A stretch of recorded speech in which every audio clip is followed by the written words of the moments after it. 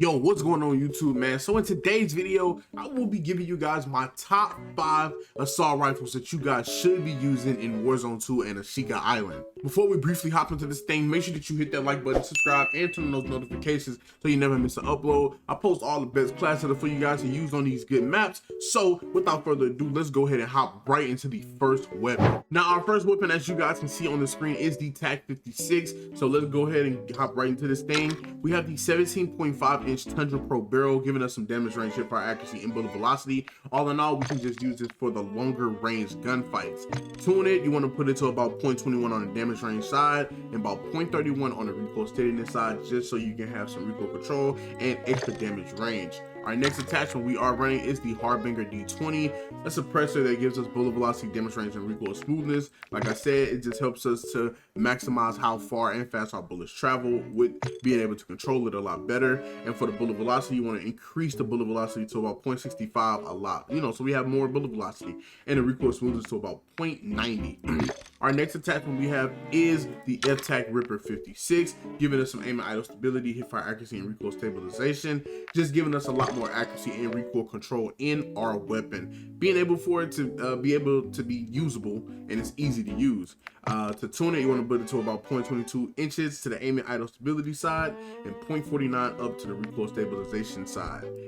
Next, we have the 60 round mag. You are playing Warzone, whether it's Resurgence or Al Mazrah, you might need as many bullets as you can get. So I personally run the 60 round mag. Resurgence, you could probably get away with a 40 round, but I just rather run the 60 just in case. You need as many bullets as possible sometimes. And then for our last attachment we have is the AIM OPV4 sight. Just one of the cleanest optics in the game for you guys to use. Got a clean little red dot, nice little, nice little thing we got going on over here. So I recommend highly using that. And to tune it, you want to put it to a negative 1.65 on the far side and 1.55 negative on the aim down sight side. So try out the TAC 56, and let's go ahead and hop right into the next weapon. Now for our next weapon we have is the ISO Hemlock. I don't know what they did to this weapon and why they wanted to make this thing good. I'm all for it because this thing is a banger. So let's go ahead and hop right into it. For our first attachment we have is the Fielder T50 barrel, giving us some damage range, bullet velocity, hip fire accuracy, and recoil control. All in all, like I explained, just helping us to be able to use this at longer ranges a lot more. And we got that recoil control and hip fire accuracy in there just to stay a lot more accurate and controllable. To tune this, you want to put the damage range to about 0.21 on the damage range side, and you want to put this one to about all the way up on the recoil steadiness side, just to maximize the recoil control in our weapon. Next, we have the Harbinger D20, giving us sound suppression, bullet velocity, damage range, recoil smoothness. And to tune this as well, you want to put it to about 0.71 on the bullet velocity side and about negative 63 on the aim down sight speed side. Next, we have the FTAC Ripper 56, giving us some aim and idle stability, hip fire accuracy, and recoil stabilization, being a lot more accurate and controllable. And to tune this, you want to put it to about 0.25 inches on the aim and idle stability side, negative 39 on the aim down sight speed side. Next, we have the 45 round mag. It only comes in 30, 45, and 20. You do the math. Use the 45 round mag. I promise it won't hurt you at all. And then for our last attachment, which I actually changed because I actually just found out about this scope, and this is really freaking good. I highly recommend that you use the Schlager 3.4X. For certain weapons, it might not be the best, but man, this thing is actually kind of good. It's like a like a 3, almost 4 times scope, but it's really clean and sleek. And to tune it, you want to put the eye position all the way over to far, and on the aim down sight side, you want to put it to about negative 1.74. So that is the class setup for the ISO Hemlock. Make sure you copy it down, try it out, and let's get into the next weapon.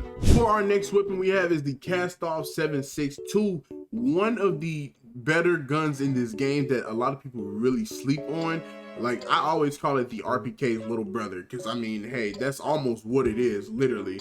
So getting into it, we have the CAS 10 584mm barrel, just making this barrel to be one of those that increases the damage range, bullet velocity. We got the recoil control in there. It just helps us so we can use this at longer ranges and control our gunfights a lot better. To tune it, you want to put it to about -23 inches on the over to the aim down sight speed side, and you want to put it to about 0.37 on the recoil steadiness side. Next, we have the ZLR TALON 5, giving us a bullet velocity, damage range, and recoil smoothness. Being that, like I said, it helps us to increase our damage range and how fast our bullets travel in those long range gunfights. In the tuning, you want to put it to about 0.58 inches on the bullet velocity side and 0.59 on the recoil smoothness side. Next, we have the FTAC Ripper 56, giving us some aim and idle stability, hip fire accuracy, and recoil stabilization. Just being that we can stay a lot more accurate. You know, accuracy and control wins the gunfight sometimes, and even about what weapon you're using. And to tune it, you want to put it to about 0.23 inches on the aim and idle stability side, 0.62 on the recoil stabilization side. Next, we have the 40 round mag. Just use the 40 round mag. Like I said, it comes in 30, 20, 40. You do the math. You're playing Resurgence.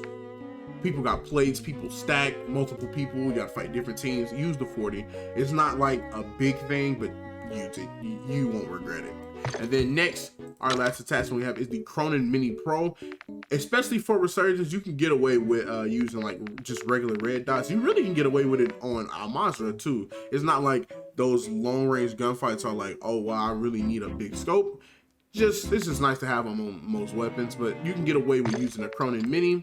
To tune it, want to put it all the way over to about -2.25, and the aim down sight speed to about -2.32. So that is the class setup for the Cast Off 7.62, and let's go ahead and hop right into the next weapon. Our next weapon on our top 5 assault rifle list, we are using the M4. I mean, this is a crazy weapon. It's not like one of those broken weapons, but just having one of those weapons that is a beamer, it has like great recoil control. Hey, all in all, let's hop right into it. So next, we got the HIGHTOWER 20-inch barrel, having that bullet velocity, damage range, and recoil control built into our weapon. I always explain, to just further maximize how far and fast our bullets travel. To tune this, you want to put it to about 0.26 on the damage range side and 0.27 on the recoil steadiness side, being that we can just stay a lot more accurate and added some damage range in there. So, you know, so like I said, we can be in those long range gunfights a lot more. Next, we have the Harbinger D20, giving us some bullet velocity, damage range, and recoil smoothness.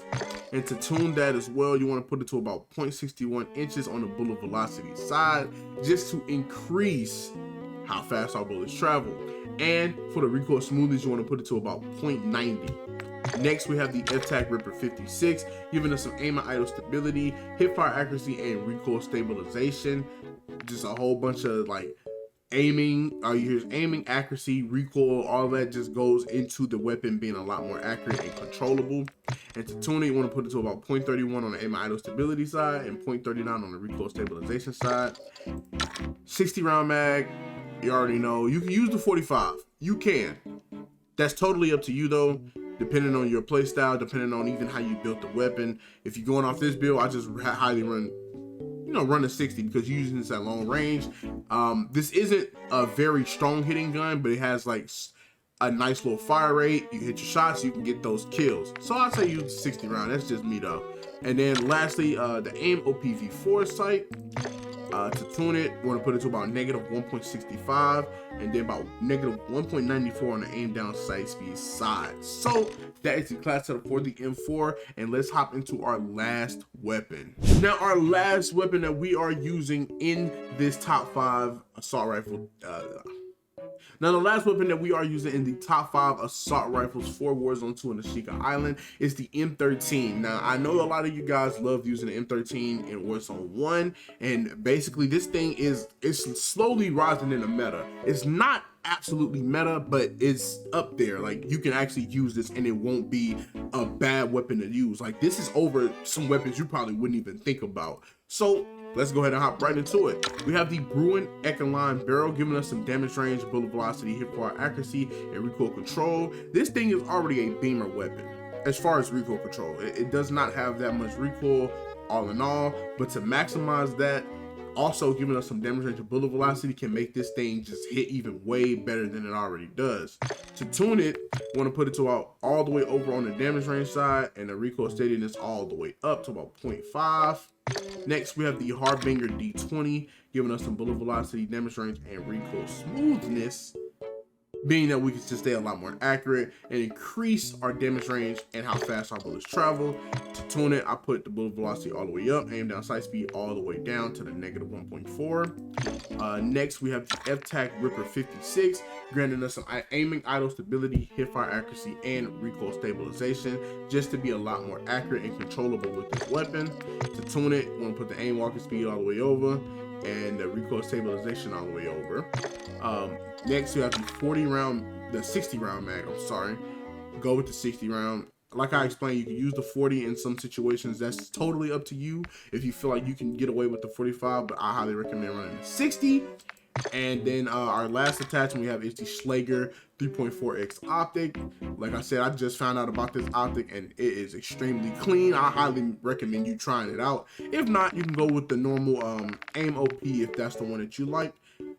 But to tune this, I put the eye position all the way over to about -1.5 and aim down sight to about -1.74. So those are my top 5 assault rifles that you guys should be using in Warzone 2 and ASHIKA Island. I really hope that you guys can find a weapon that suits you. If you do find a weapon out of this video, like it, hit the subscribe button, turn on those notifications, and hey, I'm gonna catch you guys in the next one.